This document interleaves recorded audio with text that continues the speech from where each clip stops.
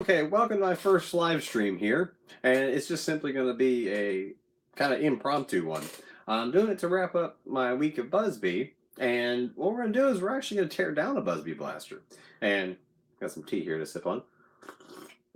But we're going to tear down a Busby blaster because I do have one I'm going to do a project on, and the first one I'm going to do is my Reaper. So you can feel free to watch along. I'm going to tear it down here. Nothing's been done to it. Just simply remove the magazine. Now, I'm using my wife's iPod here to do the live stream because actually I don't have any cameras that are set up for it. So this will be a test. And I see it already got Toto Sober Nerf there. He's joined in. And yes, you are first because I just started. I've already got a video recorded that I'm going to upload to wrap up the whole Busby week as well, but I figured I'll just do a test. I asked some suggestions in a little Nerf group, and what I was going to do is I was going to pick one or other, and then I said, the heck with it. I'll just do both. And what better way to kick off the end of the week with a Saturday night blaster teardown. And that's all it's going to be because I'm going to tear it down, and I'll be doing a full build on this. I'll put a 7-kilogram spring in it. I'm going to paint it up. So you're going to be part of the teardown at least, and you get to see inside of a Reaper. And I might do more of these if it turns out to be something that everybody likes. And hey, if you see, like he's saying that Destiny looks like so much fun, yes, as you can see over here, I'll turn the camera. I see my wife's even watching. 2 Destinies over there along with the 2 Tyrants. They're very fun blasters. The Destiny, personally, when I said it's the best blaster, I genuinely believe that. I think it's the most fun that I've ever had. It makes me feel like a kid again. But we'll tear down this Reaper. Let me adjust my little rolling chair. And all we're going to do, first you got to do, if you've never torn one down, got to take off that slide first. It's got a huge top priming bar. And it has 4 screws holding it on. And yes, I'm going to do this live. You're going to see it. I'm not going to speed it up or anything. I'm so used to doing videos where I could actually just speed this thing up through and not have anybody chatting at the same time. So this will be new for me. I've been part of live streams when playing games because I play World of Tanks. I was part of a live stream, but I've never hosted one. Okay, so the top prime is off, and right there, you're going to see this sticking through. This is actually where you prime it. So if you were to, say, you want to make it a pump attachment, you could actually put right here, you could actually put on a PVC barrel, add it on. And I see he's going to buy some of the Z-tip darts. Be careful with those. I've switched away from waffle tips. Like we chatted about that on Facebook. I switched away from waffle tips because I had so many jam issues in all springers. Flywheels are fine. They love waffle tips. But the problem is, and I'll actually dig out my bin. Right below my workbench, I keep my darts in bins. Okay, I have my bin of waffle tips. We'll put the Reaper on hold for a second. Here's why I say watch out for the waffle tips. Little camera on the iPod, but if you look at that, they are only anchored in the center. In a Springer, when you feed it up through, when it goes up and hits the dart tooth, that can bend one way or the other. And in a Springer, well, if that bends down as you're feeding into the dart tooth, that's going to hit your breech.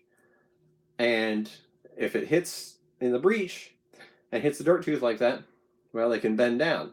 Now you go to fire, nothing happens. And a lot of times your breech, if this bends down as it hits the dart tooth, your breech will cut into the dart, and of course it chops it in half. So something to watch out for. That's why waffle tips do this. This is the best brand of waffle tips on the market. So it's not about the quality. E-Kind was the best. Everybody reviewed them. Can I show you if AccuFakes jam? Well, they don't. Here's why. Let me try to get. I'm going over here to a random dart jar that I have. AccuFakes, or AccuCopies as I call them, they have a whole different tip.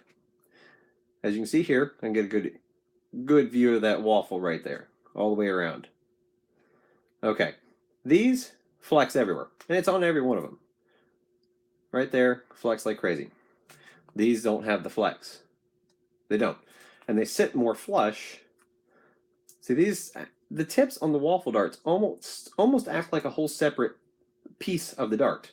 Whereas with the AccuCopies, they're glued on there.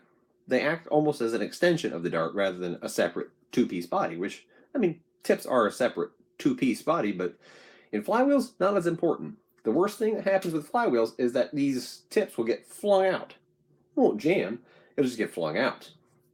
Now, the whole thing of the E-kind is that, well, they get their name, and I see Boomtendo showed up. Hey, just for you. Pull out one of my blasters here. Had it loaded, I was getting ready to tinker with it after the stream's over.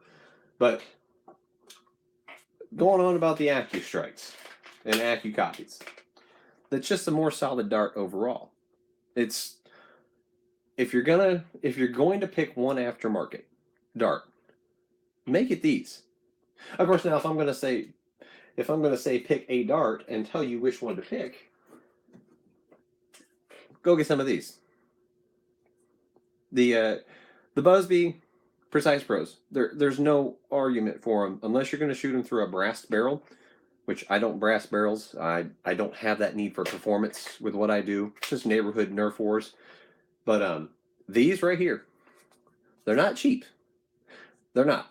I won't say that. That's one thing about Busby that they make that's actually not cheap. The Precise Pros are just simply the best. If you're looking for a full-length dart and you don't have a brass barrel, these are great. Now, why do they not work with brass barrels? This little ridge line on the tip of the very end of the dart, or the end of the head of the dart, right here, is just slightly too big for brass. That's all. Slightly too big. However, the foam is a denser, higher quality foam than most darts, and that's probably a part of why they're more expensive. This foam seals better against plastic breaches. Put these in a worker breach, which I have in my upgraded Sonic Ice Retaliator. These are great. Now, if you're talking about why waffle tips jam in attachment darts, or in attachments for, if those darts are jamming in, say, like a Retaliator barrel or a just regular Nerf modulus attachment barrel, that's just because they have a lot of drag. The tip might be slightly bent, like I showed you here. I got my whole bin of them. These tips here, I'm setting down my Boomco twisted spinner, but this thing right here, these darts, these tips aren't great. They're just not. And these are the best. I mean, I spent a lot. Actually, I see, Toto, you put there using Precise Pros in the Destiny. I actually would use their long-range darts. You don't see me endorse those a lot, but their long-range darts do actually give just a slight bit more range to every blaster I fired them out of. And you're not needing accuracy with the Destiny. It's a spray and pray. And I see the Ray Squad AccuStyle. Yeah, Boom. I was actually sent 1,500 of them. I did an initial review on them, and I'm about to put up, once I'm done here with Busby Week, next week I'm going to put up my long-term review. I've been reviewing the Ray Squad, or Raytheon darts, now, the black with the, shouldn't be me. I've got pretty good Wi-Fi strength here. But if your connection is lagging, if anybody else mentions it, I'll check in. I've got one of the best wireless routers you can buy, and I'm just literally across the wall from my router. But the Ray Squad darts, they have been literally the best aftermarket. If you're watching this stream, you're going to get the spoiler here. They're the best aftermarket AccuFakes that I've ever had. I've tested almost all the brands of AccuCopies out there, and the Ray Squads are the best. Unfortunately, until Raytheon gets these things out on the market in more areas, they're hard to find. I mean, I was going to put up a buy link on my review of them, and the only thing I could find was a $58 sale on eBay for a few hundred of them. That's insane, because Raytheon's prices aren't that high. Raytheon's prices are, well, they're within line of everybody else. But I'm gonna put these waffle zips away. I saved a few of them for comparisons and whatnot, but I no longer use those in wars. I no longer set them out because we do neighborhood Nerf wars, backyard style stuff here. And now I bought 2,000 of the NF Strike AccuCopies. And that bin is what we use. And now I have the 1,500 of the Race Squad darts we've been using. And then I have, I've got about 300 genuines and about 500 of the Precise Pros. So we have a mix, and we get a pretty good test. And now I've got another 300. I have another 300 of the new. I'm not supposed to put it out just yet, but it's their Raytheon's Nerf Elite and Strike copies. They're basically just another type of FEJ. If you guys have ever used them, there's some blasters that love FEJs, some don't. And I found that out. A neighbor came over, has a modified long strike, still running the stock, or long shot, still running the stock breech, but he's got a worker spring in it, and he's done a few other things. His long shot loved these Raytheon Elite versions. It didn't actually care for the waffles. It didn't really care for the AccuCopies as much, but it loved those Elite versions. And they're just Raytheon's FPJs. But back onto the Reaper teardown until I get more questions. So, all you gotta do is, I got the top prime off. And like I said, if you want to make this a pump grip, all you gotta do is connect this right here.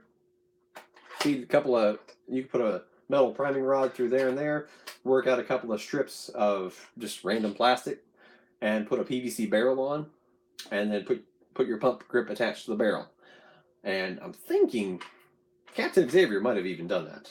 But we'll get this apart. Now, this right here is a little bit of a bear, and I've already had my green one apart before, but we're going to tear this one apart. Some are solvent welded, some are not. You don't know until you actually do it, so it's kind of like a surprise in store. So we'll find out. My green one was not solvent welded, and very entertaining. Thanks there. Thanks there, Toto. But that's what I'm going to call you. I know your name is Marco, but you're showing up as your channel name, which he does have his own channel, so feel free to check him out. He does some of his own style of reviews. But we're going to go ahead and pull this thing apart. So far, I like to leave my screws all in the shell, but this one here near the trigger, this one here near the trigger is going to fall out anyways. And right here, I'm going to pull this apart. And here in July, my workshop is quite hot. I am not in an air-conditioned workshop, so don't mind it if I am sweating. It's well over 90 degrees. I see. Everybody calls me like that. Okay, well, I'll just fall in line then. But we're going to go ahead and finish pulling that apart.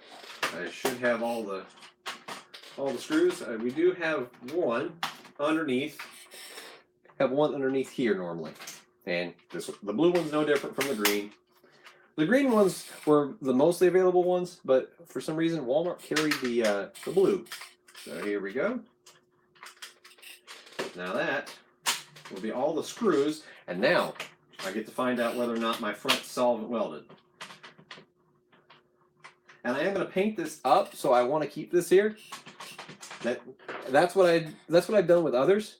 But there is a trick that I don't know if everybody's aware of it. You can dip the tip of a solvent welded blaster, and Busby is that's one of the bad things about it. You can dip the tip of it in hot water, and then go to cold, and then hot, and then cold, and it'll eventually break the bond. And I'm going to see that my camera's up a little too high. Yeah, I like the green that much better, and that's why I actually have my green one right down here. I like it that much better. That's why I'm actually not going to paint this one, and I'm going to paint this one, which I don't really care for the looks. But yeah, I'll set this back here so you can see it. I'm going to step away for just a second, and I'm going to grab a flathead because I might need it.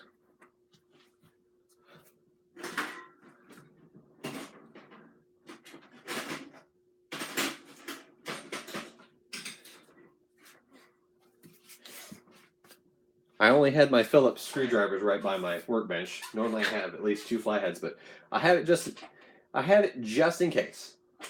Okay. Let's check and see. Yeah, it is solvent welded. So we're gonna just pry a little bit here and a little bit on the bottom. Now, this is okay to do. Don't overstress the plastic. Now, previous generation Busbys, and this is including the Reaper, previous generation Busbys had a little bit less of the plastic thickness on some models, so you got to be careful. That piece there is not a really thick piece, so don't break it, don't force it. So what I'm going to do, and like you seen Boom Tendo said earlier, you can flex the halves, and you see I pried up a little bit, which I will again. And you can work your way around. Again, I'm out in my workshop, so I don't have the luxury of the hot water, cold water method. So you can just pry here. See, that side is pretty good.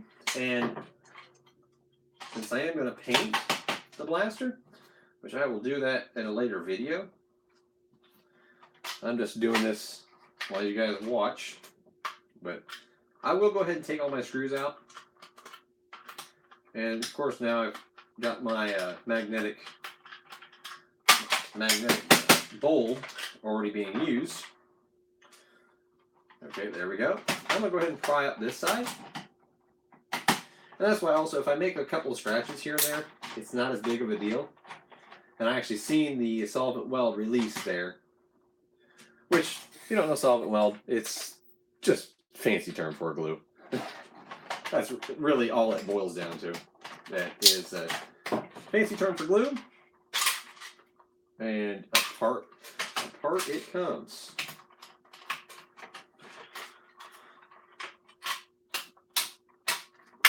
Okay. We're going to now wiggle these. And now that I've got a good view in here, we're going to take the magazine release out.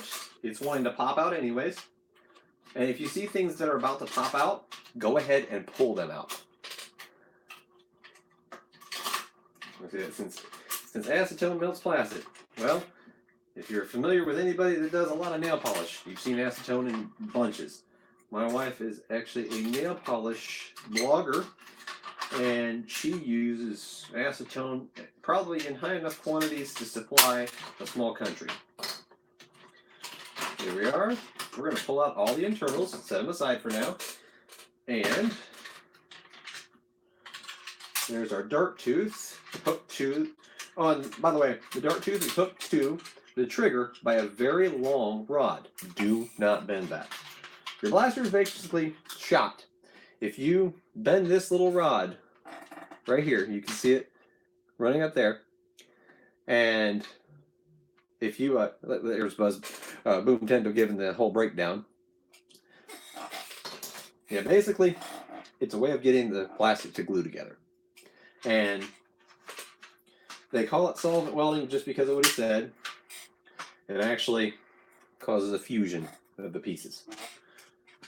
But for layman's terms, it's basically glue. But it causes the plastic itself to glue. And right now, I'm just doing the whole flex method. And I'm going to pry up a little bit. This one was heavily done. That's why it's a problem. If you've ever seen anybody actually tear these down before, this is a problem. And there's no real trick to it other than, like I said, if you have access to a large amount of hot water and cold water, that works. And we're getting it apart slowly. This is why modders do not like solvent welded. There really isn't a quick, easy, as people call them, life hacks. There's not really one of those for this. It's just being careful, taking your time, working around. And if you did want to hack about this, literally hacking, if you did it very carefully, create a cut that you can actually pair up with the line in the shell of the blaster, if you could actually make a cut through there to where it looked factory, you could get this thing apart without removing the tip. Now I want the tip off of it because I'm going to leave this orange and paint the rest. I'm probably going to go for a gunmetal gray. And yeah, a powerful hairdryer would work. It would. But me, I'm just doing it this way here so that you guys can see a genuine disassembly, because that's all I'm trying to do. You don't want to have it to where it can't be put back together. And I'm just about to get it, actually. There we go. Prying apart. And I am wanting to show genuine modding here. This is what you deal with. This is the kind of stuff you do off camera. Nobody sees, but you can show them the finished product. And I figured, hey, why not? Let's go for a long video. I thought Boomco didn't really do a whole lot of the solvent welding. I know that the ones I have, like the far shots, I know they're pushed together and pressed. I didn't think they do a whole lot of the solvent welding. Am I wrong on that? I haven't modded a whole lot of Boomco or even really torn down too many. I didn't think there was a whole lot of solvent welding there. To me, this is something that's always a little bit of a fight for me. So maybe it's just me. Maybe I don't have a trick that everybody else knows. I've done a lot of BuzzD mods, and it's never any easier for me. I'll admit it.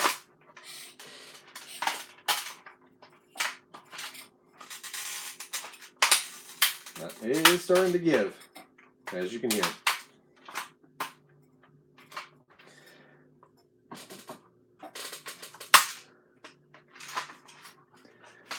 If you can find 10-pack megas for 99 cents, you're doing awesome. I buy mine now through NF Strike. Theirs are pretty good. Let's see, here we go.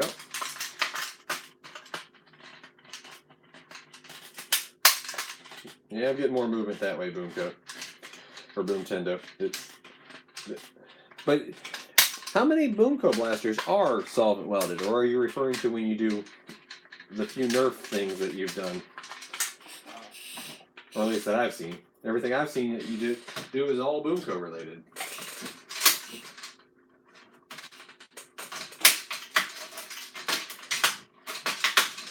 Okay. We've got the right side out. And this is very typical of me. So, welcome to my life in my workshop. Destiny. Okay, cleanly off. Now, there we go. That had a lot of solvent weld in it. I'm going to show. You can see that all in there. That one may have been the most heavily solvent welded one ever. And I'm not joking on that. That was probably one of the most heavily welded ones I've ever seen. So, what we have to do now is complete teardown. Now I'm going to show you here. I have a retaliator spring here up here on my shelf. Okay, here we go. This is Orange Modworks. I also have a worker spring up there, but I'm going to take a look here. 7 kilogram. Looking at the diameter.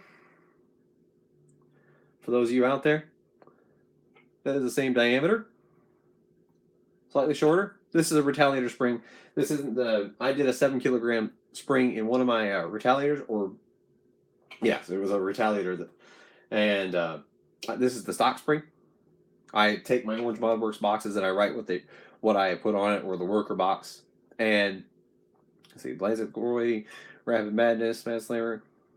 Oh, they all do. Okay, that's a lot more than what I thought, because the ones that I have, at least, yeah, I was gonna say the ones I have, none of them look like they have solvent welds on them anywhere, which I was gonna say is nice about Boomco, but Yeah, but I don't have a huge Boomco collection. I'll admit it. I've got a few of the single shot pistols. I've got some of the grip shots.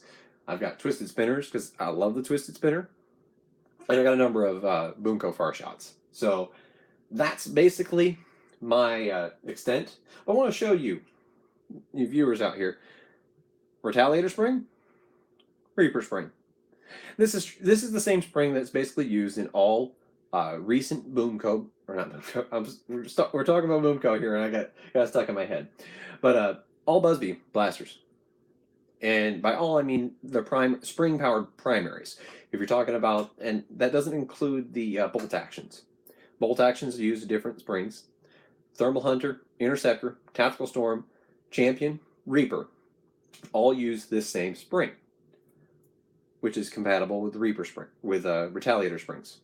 So, knowing that, anything you find online, Worker, Orange Modworks, NF Strike, anywhere, if you find Retaliator springs, yes, there's a lot more than that, but I'm just mentioning the main ones that everybody's going to see. But yeah, there's a lot more, but the spring powered primaries, all you have to do, and here's the key: if you're taking them apart, I'm gonna do a 12 kilogram tactical storm. I'm gonna do that next. All you have to do is look. Here's the key. See, I know Busby. That's my area of expertise. If your plunger tube has these tabs right here, this is the priming bar tabs. Not all of them use that top prime. Like for instance, the Interceptor and the Thermal Hunter don't. They have front pumps. However, they use the same plunger tube. So, there you go. That's the plunger tube. Right here, use a Retaliator spring. Yeah, like Boomtendo said there, anything that works for a Retaliator will work for all of those. So, it opens up your modding. It opens up your modding potential. And I don't think Busby did that on accident. I think that was 100% intentional. Because they could tell you, say, okay, here's our spring, here's Nerf spring. They're not absolute identical, but they're so close, anything will fit in there. And I already have a 7 kilogram spring that's going to go in that's for a Nerf Retaliator. It's a worker spring. And I do have a NF Strike 12 kilogram spring, but that's not going to be for this. That's going to be for a Tactical Storm. But this is the teardown complete. I'm actually going to finish just taking out the little bits and pieces, put them to the side, because tomorrow I will start painting on this. But before I wrap up here, if anybody has Busby related questions or anything else for me, because I've seen I got a few other people watching. This is just my first stream. I'm not going to make it last forever, but it's just a trial basis, should we say. If it turns out that you guys like actually watching me stream, if I'm not boring you to death, if I'm entertaining enough, and if you like just seeing these impromptu blaster workings, this is what I do in my workshop here. I'll just sometimes just tinker like this. We're approaching the 30-minute mark though, so I don't want to keep you too long. But if you like this, let me know. Let me know in the comment section below. Things you like, things you didn't like. And if you want to see the end of this, if you want to see the finished result. And the Eradicator, yes, I can agree with that. My Tactical Storm, I love it far more, even though, yeah, I spent over $100 on my Sonic Ice Retaliator build. The final price was up in about the 130s. I know when I put my 12 kilogram spring in that Tactical Storm, it's going to blow that Retaliator out of the water. And that Retaliator has every part in it except for the expanded plunger tube. And yeah, I need to put that in there. But yeah, Tactical Storm, Eradicator, which is the Adventure Force version, it's fantastic. But all I have left to do is to pry out 2 little plates here, and then this gets painted. I'm going to paint. I'm actually going to take these out. I'm going to take the AirTech or Ultratech Reaper sticker off. I'm going to paint this a different color to set it as an accent. I'm going to paint the little grip insert as a different color, but I might go with just a gunmetal gray, or I'm thinking of a weathered texture. I kind of would like that. You know, put on a put on a gunmetal gray, spray a little black, and then rub it down as the black setting, so that it has this kind of worn out, faded look, like it's been left, beat up, like kind of a weapon from the wasteland sort of feel, like say something you'd find on Fallout 4. I see he's got, most don't have solvent weld. Yeah, like I said, none of the ones that I own, none of the Boomco that I own have solvent weld. So I'm liking that, but I like Boomco. I need to get a little more into it. I know that you're crazy about it, and you make some really good parts to convert some other blasters to Boomco, which that might be the route I go to get more into Boomco. I've got an unboxed X-Shot up here, right here. The lag's pretty bad. Well, I hope it's not on my end. I have really good internet, and I have 100 megabytes internet plus a really good router. I hope it's not on my end, but I'm probably going to take this and turn it into Boomco.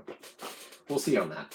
But that will be the end of this stream, because I already just passed 30-minute mark, and that was going to be my cutoff spot. But yeah, leave some suggestions, some color schemes that you'd like to see this in, maybe, because that's what I'm going to do. It's torn down now completely. I got all my parts here set aside.